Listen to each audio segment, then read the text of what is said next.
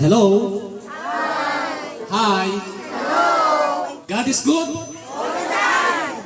God is good? Hindi pa alam yung bago. God is good?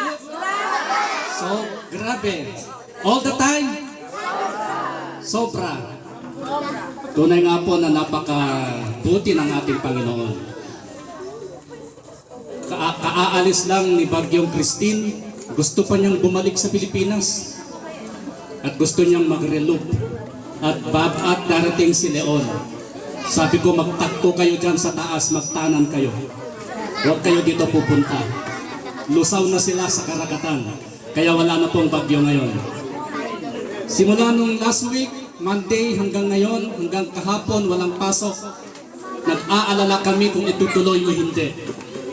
Pero malakas ang kutob ko, rain or shine, Jesus Christ is mine. Handa na ba kayong makinig sa mensahe ng ating Panginoon? Kung kayo'y handa na, huwag matulog. Kalabitin ang katabi, huwag kang matulog. Narito na ang pinakamasarap na pagkain. Mula sa Lucas,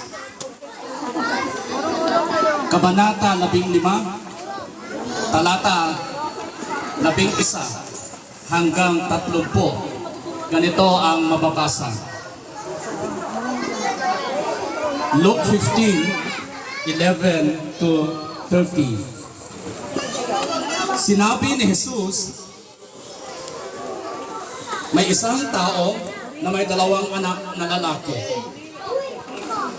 Sinabi sa kanya ng bunso, Ama, ibigay mo na po sa akin ang aking mamanahin.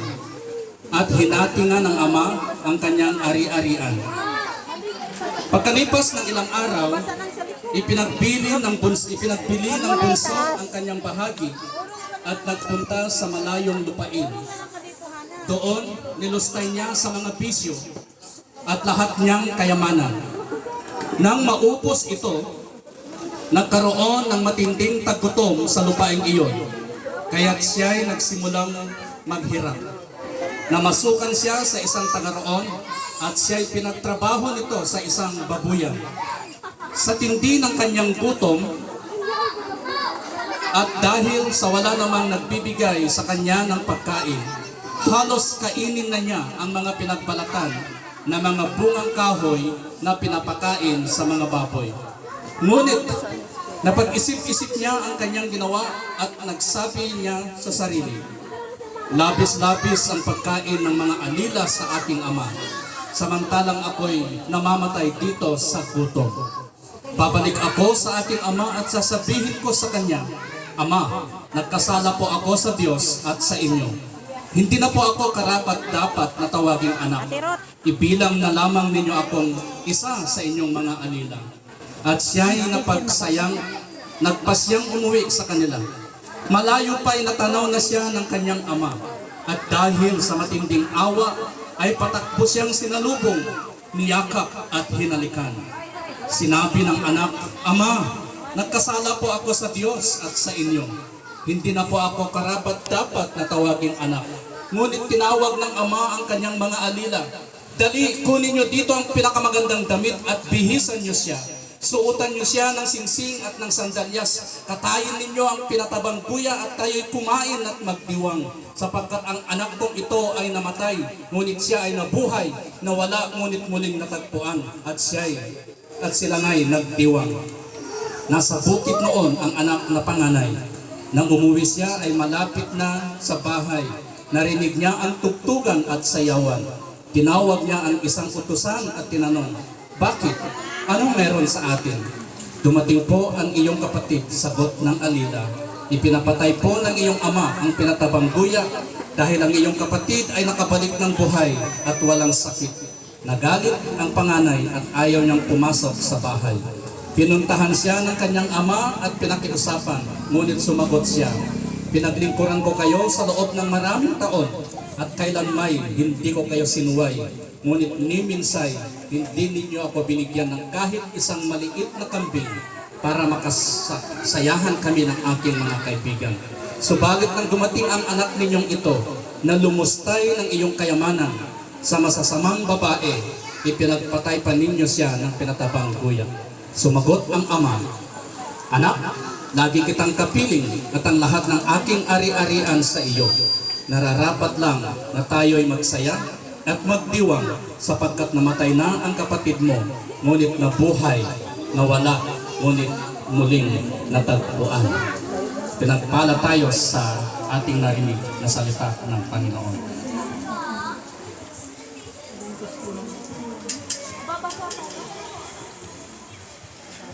Isang hapon ng December 24, may isang anak galing sa Manila. Matagal na siyang hindi nagbakasyon. At siya ay pormang-porma. Napakagwapo niya. Hindi ako yun, ha. Pagdating niya sa kanilang tahanan, ang sabi niya, "Tay, pwede ko pang pasyalan ang likod?" Dahil marami silang tanim na ubas. Pagdating sa likod, may nakita siyang isang sabsaban. At nung nakita niya yung sabsaban, malayo pa lang, tanong niya sa kanyang isip, siguro nandiyan ang ating Panginoong Jesus. Lumapit doon sa sabsaban, tinanggal yung mga tawag doon, yung mga ng palay. Sabi niya, "Wala naman si Jesus dito. Nasaan kaya?" Ang sabi ng banal na kasulatan, ipinanganak siya sa sabsaban, pero nandito ang sabsaban, wala namang Jesus. Pero nung siya ay nagbuklat, nakakita siya ng 4 na papel. Unang papel, ang kanyang binasa. Tinanong siya, "Sino ang hinahanap mo?" Nagtaka siya. Dahil yung tanong ay alam niya kung sino ang hinahanap niya. Pangalawang papel, kinuha niya at binasa, "Hinahanap mo ba si Jesus?" Mas lalong nagulat dahil yung hinahanap niya ay tugmang-tugma doon sa papel na kanyang nakuha. Meron pang 2 papel na natitira. Pangatlo, kinuha niya yung papel. Siya ay wala dito. Sabi ko na nga ba, wala siya dito eh. Kung wala si Jesus dito, nasaan? Pero meron pang isang papel. Kinuha niya yung isang papel at ang nakasulat, "Nariyan si Jesus sa puso mo." Nariyan ba si Jesus sa puso niyo? Amen po ba? Amen! Bakit kayo nandito? Dahil si Jesus ay nasa puso ng bawat isa. Sa lahat ng mga tahanan dito sa compound, kagaya niyo ba ang isang lalaking nagbakasyon, hinahanap ang Panginoong Jesus, pero wala siyang natagpuan doon sa sabsaban, pero ang sagot ng sabsaban, nasa loob mo ang Panginoong Jesus. Nasaan ka man ngayon? Ang Panginoong Jesus ay nandiyan lamang sa puso mo. Pero sa hapong ito, ating tunghayan ang isang lalaki na kung saan ang alam niya, mabubuhay siya sa kanyang sarili. Marami na akong narinig na ang mensaheng ito ang sinasabi, the prodigal son, the lost son, the parable of the homesick heart, the parable of the father. Pero sa hapong ito, gusto kong makiusap sa inyo. Ang ganito ang sinasabi, coming home, the real meaning of love. Ang pagbabalik, ang tunay na kahulugan ng pag-ibig. Sinasabi sa banal na aklat, yung bunsong anak lumapit sa kanyang tatay at ang sabi, naglambing, "Tay, baka pwede mo nang ibigay sa akin ang aking mamanahin." At dahil kultura at tradisyon ng mga Hudyo ay dapat hatiin ang ari-arian kapag ikaw ay nasa legal age. Kung ikaw ay nasa 12 o 18, ay pwede nang hatiin ang ari-arian. At dahil mahal ng ama ang kanyang anak, hinati ng 3 yung kanilang ari-arian. Yung 30 hektarya na lupa, hinati ng 3. So ang napunta sa kanya, ilang hektarya? 10 hektarya. So yung 10 hektarya na yun, ano ang sabi ng Biblia? Ipinagbili. Kung ang isang hektarya ay 1 million, ilan ang pera niya? 10 million. Nung nakuha niya ang 10 million, masayang masaya. Sabi niya, aalis ako. Pupunta ako ng malayo. Pag alis niya sa kanilang bahay, napakagwapo niya. Bihis na bihis. Dala niya lahat ang kanyang mga gamit. Dala niya ang kanyang 10 million. At habang siya ay naglalakad mula sa kanilang tahanan, nagabihan, at pagdating sa syudad, nakakita ng maraming ilaw, pumasok doon. At ang sabi niya, wow, ang ganda naman dito. Pag-upo niya, ang daming mga babae dito sa kanyang mga katabi. Wow, masarap mabuhay sa malayo. At habang siya ay naglalakad, magdamag, naglakad ulit. At habang siya ay naglalakad, nakakita ng malaking building. At may nagsisigaw. Ano ang sinisigaw? 4-3, sa pula, sa puti. Pumasok siya doon. At ang sabi niya, wow, masarap mabuhay sa malayo. Ang gandang mabuhay sa malayo. Paglabas, ang daming kaibigan. Ang daming umaakbay sa kanya. Ang dami niyang inaakbayan dahil marami siyang pera. Pero ano ang sabi ng banal na aklat? Dumating ang taggutom. Nung dumating ang taggutom doon sa lugar na yon, wala na siyang pera, wala na siyang trabaho. Ano ang kanyang trabaho? Nagpapakain ng baboy. Sa ating pang-araw-araw na buhay, meron din tayong mga malalayong lugar. Ang sabi sa English, he went far away. Siya ay lumayo at doon nilustay ang kanyang mga kayamanan. Kung minsan tayo mga tao, mayroon tayong karamdamang malayo. Nagiging malayo tayo kapag hindi tayo pinapansin ng ating pastor. Nagiging malayo tayo kapag hindi tayo pinapansin ng chairperson. Nagiging malayo ang ating kaisipan, ating karamdaman kapag hindi tayo pinapansin ng ating kapitbahay. Kung minsan nagtatampo tayo at doon napapalayo tayo sa ating Panginoong Diyos Ama. Pero nung dumating ang realization, ang sabi ng banal na aklat, nagtrabaho siya sa isang babuyan at dahil gutom na siya, wala na siyang makain, halos kainin na niya ang balat ng bungang kahoy na ipinapakain sa mga baboy. Nasubukan nyo na bang kumain ng panis na kanin? Makinig muna kayo. Ayaw niyang kainin. Pero itong lalaki, muntik na niyang kainin. Nung isubo na niya yung bungang kahoy na pagkain ng baboy, ano ang sabi niya? Naisip niya yung kanyang bahay, yung kanyang tahanan. At ang sabi niya, hindi ito maaari. Sa bahay ng aking ama, maraming alila, masarap ang mga pagkain. Maraming pagkain, pero bakit nandito ako? Nagugutom, mamamatay. Kaya isang araw, ano ang sabi niya? Nag-practice siya. Babalik ako sa tahanan, babalik ako sa aking itay, at sasabihin ko sa kanya, Ama, ako ay nagkasala sa langit at sa inyo. Huwag niyo na akong ituring isang anak. Ibilang niyo na lamang akong isang alipin. Mula noon, nag-practice. Siya ay tumayo, nag-practice.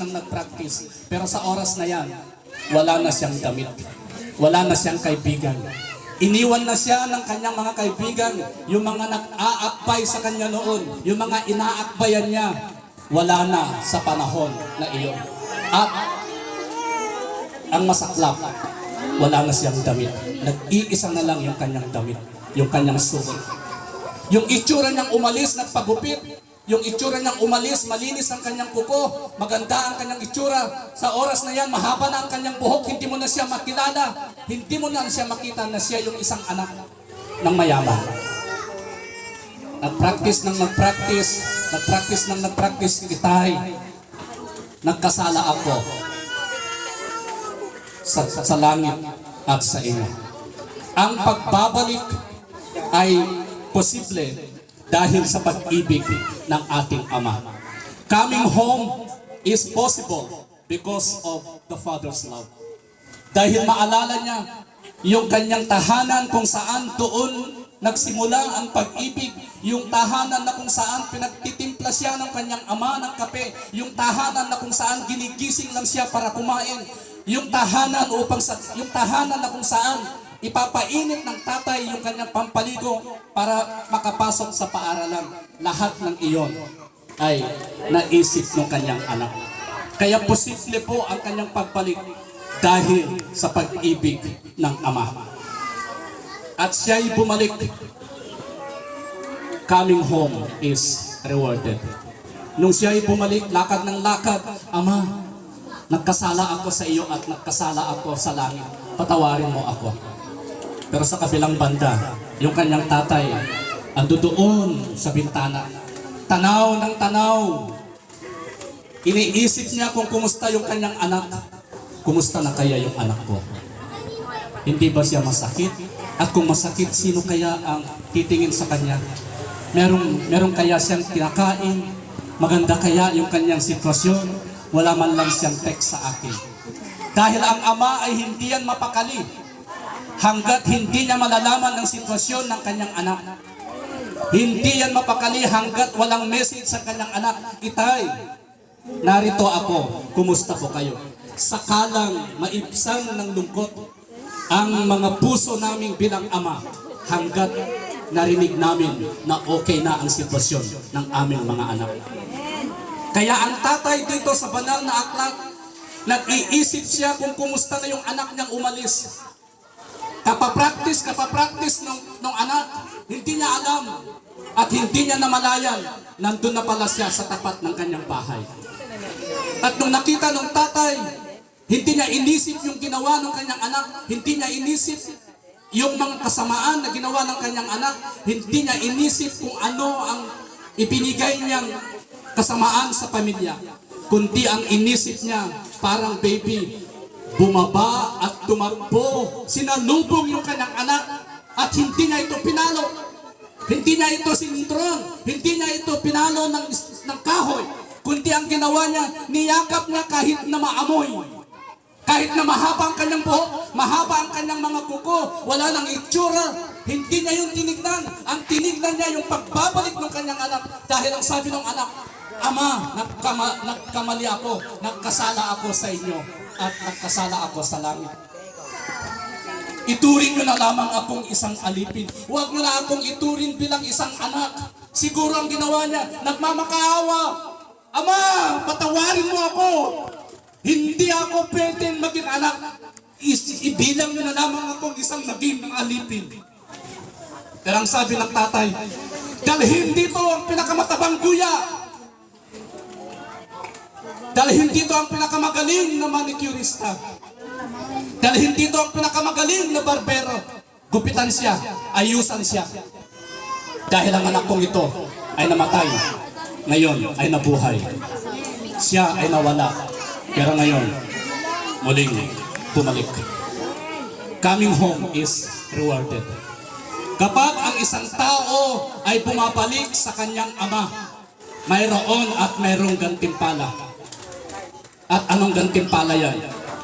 Yung itsura ng tao, bumalik, long hair. Yung itsura ng tao, marumi ang kuko, mahaba ang kuko.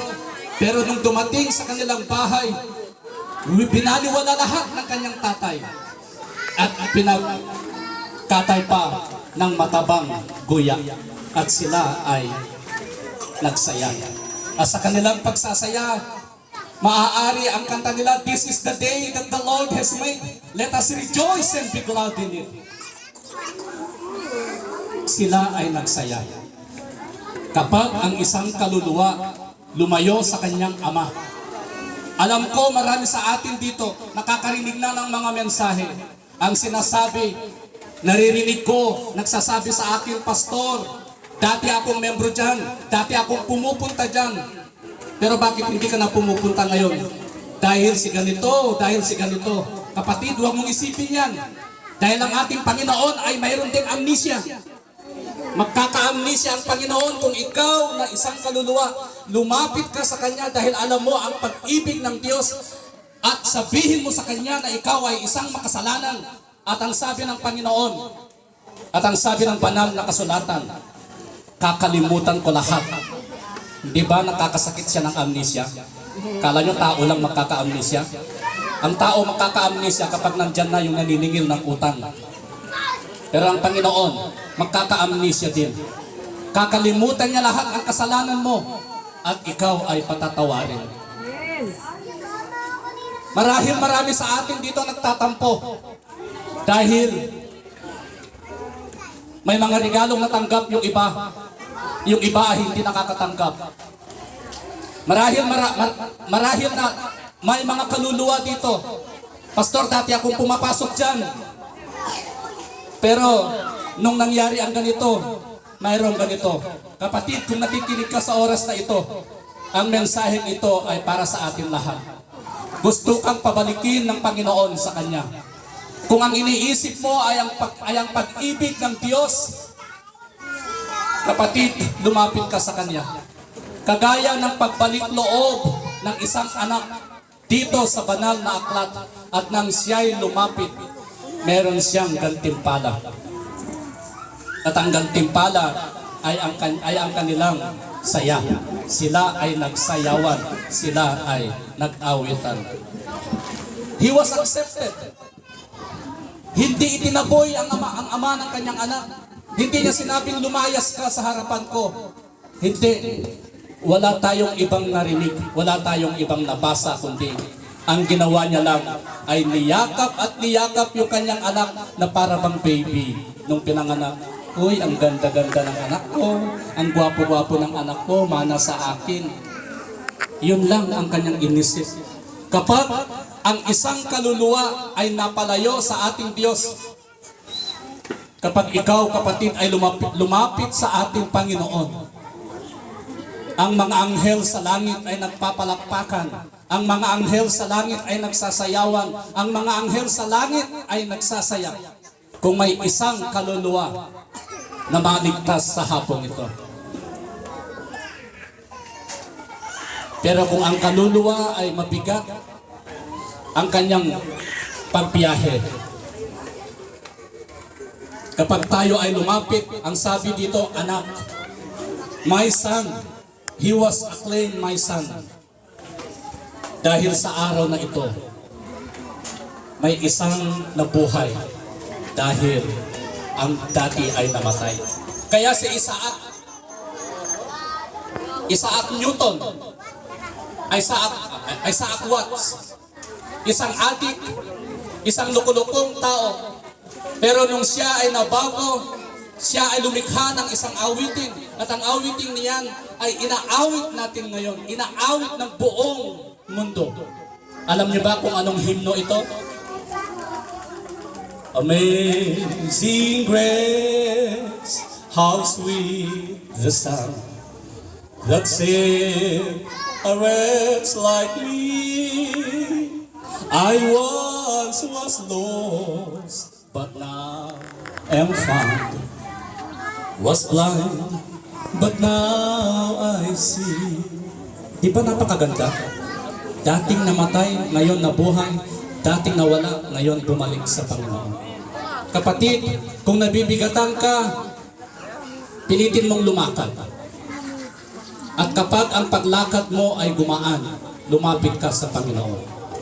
Sa oras na ito, ang Panginoon ay naghihintay, kinukumusta ang bawat isa, kagaya ng pangungumusta ng Ama dito sa banal na aklat. Kumusta na kaya yung anak kong ganito? Lumayo siya at gusto ko siyang lumapit. Kumusta na kaya yung anak kong ganito? Binigyan ko ng negosyo, simula nung binigyan ko ng negosyo, lumayo na. Kapatid, binigyan ka ng Panginoon ng negosyo upang mas lalo kang lumapit sa Kanya. Hindi ka binigyan ng Diyos ng ganyan kung yan din lang ang siyang dahilan para hindi ka lumapit. Dahil matagal mo ipinalangin na magkaroon ka ng ganyan. Kaya ang Diyos, binigyan ka ng ganyang hanap buhay. Isang December 25, sa gitna ng dagat, sa laki ng barko at sa dami ng tao, pasahero pauwi ng Pilipinas.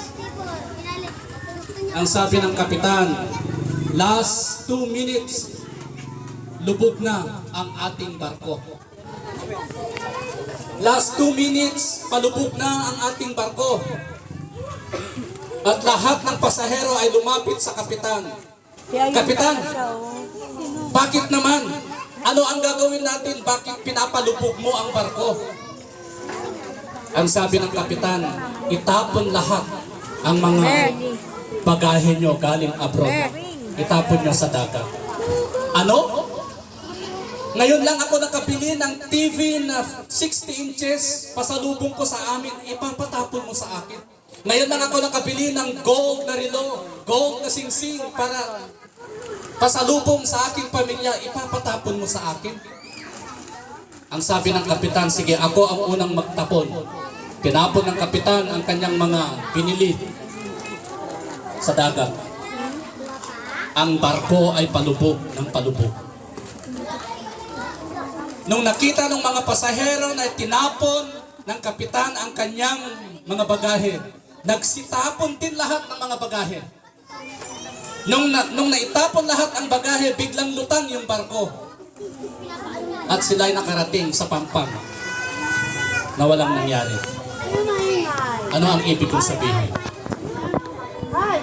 December 31 ay panibagong taon, 2025. Sa hapong ito, siguro ang bawat isa sa atin ay maraming bagahe kaya mahirapan tayong pumasok sa iglesia. Sa hapong ito, marami siguro sa atin ang bit-bit-bit-bit ang mga bagahe kaya mahirapan tayong pumasok sa anumang simbahan. Mahirap tayong lumapit sa Panginoon dahil tayo ay hiyang-hiya sa ating mga bisyo, hiyang-hiya sa ating mga kasalanan, kagaya ni Eva at ni Adan. Nung siya'y nilikha ng Panginoon, ang sabi ng Panginoon, huwag niyong kainin ang prutas na ito. Pero dahil sa isang demonyo, kinain nila at alam nila na sila ay nagkasala. At nung sila ay nagkasala, sila ay nagtago. Kagaya ng anak, hindi siya dapat makauwi dahil hiyang-hiya at takot na takot. Ganon din ang paglapit natin sa Panginoon. Dahil sa takot, dahil sa hiya, at dahil sa bagahe na ating bitbit ngayon, nahihirapan tayong lumapit sa Panginoon. Nahihirapan tayong pumasok sa anumang iglesia. Kapatid, itapon mo ang mga bagaheng yan. Unti-unti mong itapon ang mga bagaheng yan. At ang bagaheng yan ay gagaan ang iyong buhay, gagaan ang iyong paglalakbay, at makakalapit ka sa ating Panginoong Jesus. At kapag ikaw ang lumapit, meron kang gantimpala. Ano ang gantimpala? Ang inaasam-asam ng bawat tao, ang gantimpala ay ang buhay na walang hanggan. Gusto niyo bang magkaroon ng buhay na walang hanggan? Amen, syempre. Alam ko nag-oo ka dyan, lumapit ka dito. Dahil ang Panginoon ay naghihintay sa inyo, mga kapatid dito sa NATO compound. Ayaw namin na kami lang ang maligtas. Ang gusto ng Panginoon, walang mapunta doon sa apoy na dagat-dagatan. Ang gusto niya, lahat tayo ay mapunta doon. Pero kung matigas ang puso mo, wala na kaming magagawa at wala rin magagawa ang Diyos. Pero sa hapong ito, ang Diyos ay kumakatok sa pintuan ng ating mga puso. Nasa atin ang doorknob, nasa atin ang susi. Wala sa labas ang doorknob.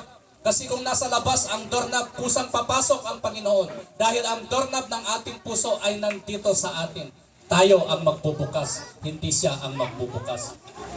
Kaya sa hapong ito, gusto kong imbitahin ang mga taong gustong lumapit sa ating Panginoon. Nasaan ka man ngayon, kung gusto mong lumapit, kapatid, ang ating Panginoon ay naghihintay. Sa mga dati nang nakapag-receive sa ating Panginoon, pwede pa kayong mag-recommit. Pwede nyo pang i-dedicate muli ang iyong buhay upang gamitin niya sa kanyang kaubasan. Habang tumutugtog po ang ating praise and worship team, inaanyayahan ko po ang bawat isa na tayo ay lumapit at sabihin sa ating Panginoon, Panginoong Diyos, nagkasala ako sa inyo.